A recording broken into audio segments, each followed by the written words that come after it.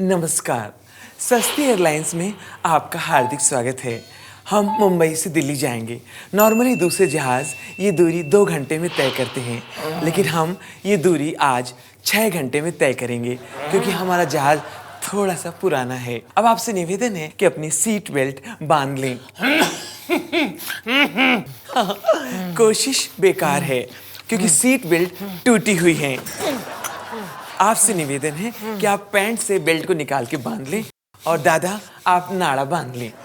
हम यात्री को बता दें कि यात्रा के दौरान आपको चाय, कॉफी, जूस, कोल्ड ड्रिंक्स बिल्कुल नहीं दिया जाएगा।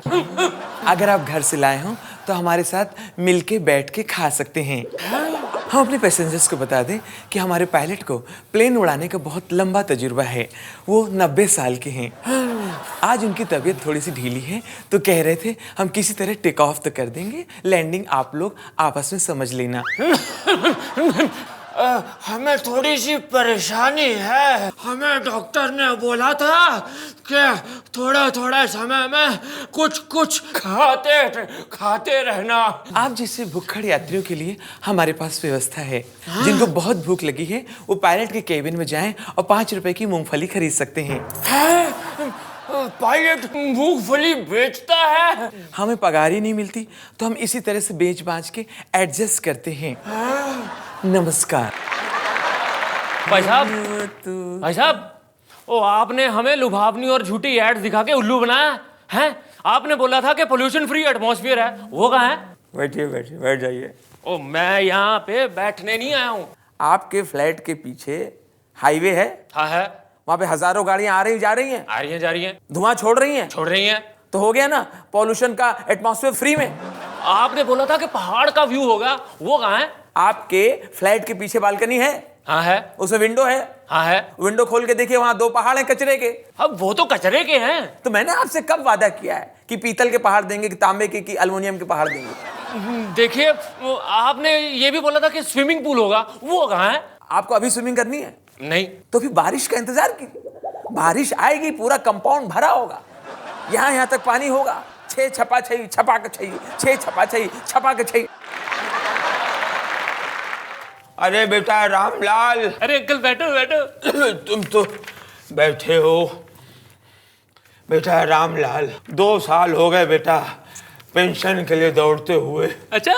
जीते जी मर गए बेटा।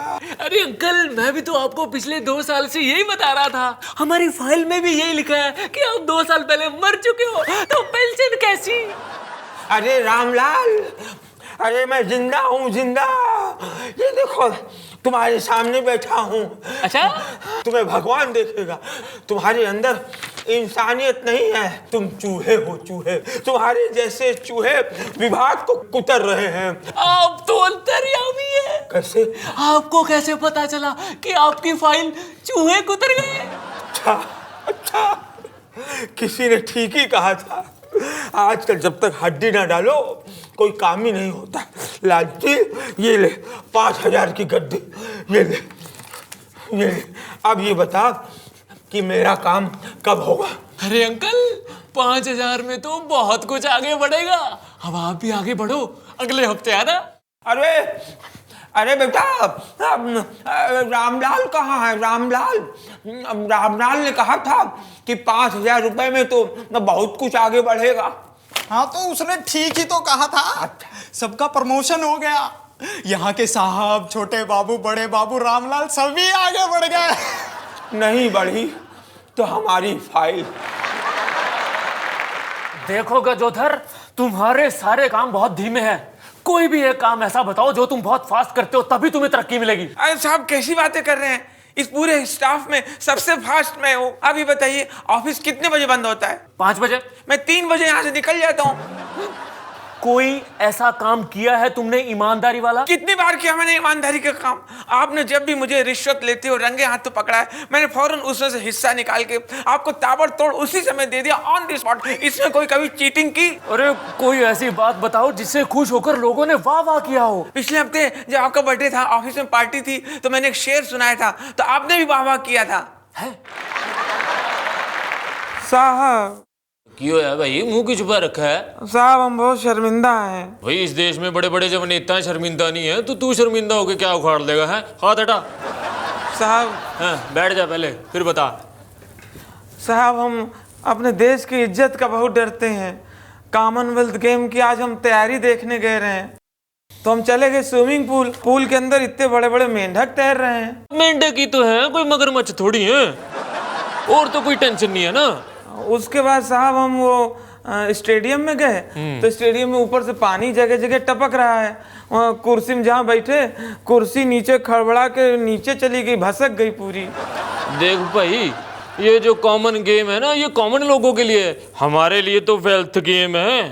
साहब हम अपने हिंदुस्तान की इज्जत का डर रहे हैं। उसके बाद साहब हम वो फुटबॉल का मैदान देखने गए, तो किनारे जो जाल होता है, नेट होता है भाई, नेट। हाँ, तो वो चोरी हो गया बता रहे हैं।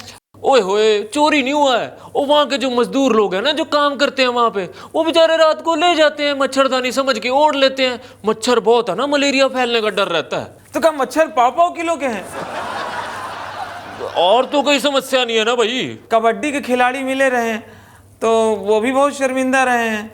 कहने लगे कि अभी गेम शुरू नहीं हुए, अभी से लंगोटा चोरी होना शुरू हो गया है। ओ यार, तूने देश का ठेका ले रखा है, बड़ा चौधरी बना फिरता है। और जब देश के नेताओं को टेंशन नहीं है, तू क्यों टेंशन ले रहा है? अरे साहब, हमारी कनॉट प्लेस पे दुकान है, सब फॉरेनर लोग आते हैं हमारी दुकान पे, तो सब अंग्रेज लोग आएंगे, हम ही से कहेंगे, हमें चिढ़ाएंगे, और करवाओ कॉमनवेल्थ गेम हो गया, तो क्या जवाब देंगे?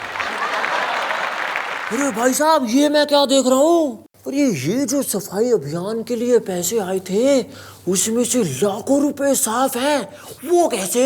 सफाई अभियान के लिए पैसे आए थे, साफ हो गए झाड़ू मार के। हैं? ऊपर शहर की सफाई का क्या? पूरा शहर साफ हो गया भाई। कहाँ? फाइलों में झाड़ू मार के। भाई साहब, अगर मंत्री जी ने पूछताछ कर ली तो सफाई पर क्या सफाई देंगे? मंत्री जी किस तरह सफाई मांगेगा भाई? सफाई अभियान में जो पैसे आए थे, उसके आधे पैसे तो मंत्री जी ने खुद ही साफ कर दिए झाड़ू मार के। हैं? लेकिन विपक्ष ने अगर सफाई अभियान की फाइल मांग ली तो हम सब लोग साफ हो जाएंगे। अगर विपक्ष ने फाइल मांगी तो हम कह देंगे, भाई फाइल को चूहों ने कुतर दिया झाड़ू मार के, आप सरकार समय और पैसे दिला दो तो हम चूहों को भी साफ कर देंगे झाड़ू मार के।